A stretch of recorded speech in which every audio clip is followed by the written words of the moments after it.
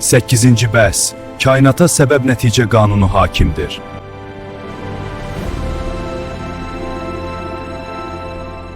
Onun bütün fenomenləri arasında determinizm səbəbiyyət əlaqəsi mövcuddur. Hər bir fenomenin digərinə təsiri Allahın iradə, istək və izninə bağlıdır. Kainata səbəb-nəticə qanununun hakim olması isə Allahın müdrikanə iradəsidir. Qurani-Kərim bu iki mətləbi açıqlamaqdadır.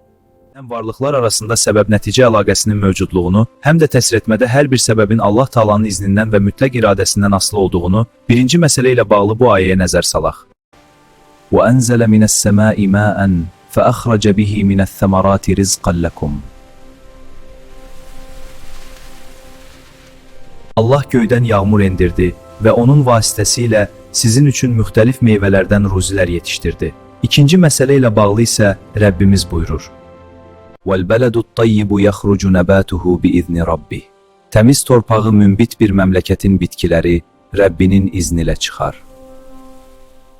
Eyni məzmun həmin bu ayələrdə də öz əksini tapmışdır. Bəqərə surəsi 102, 249 və 251-ci ayələr, Ali İmran surəsi 49 və 166-cı ayələr.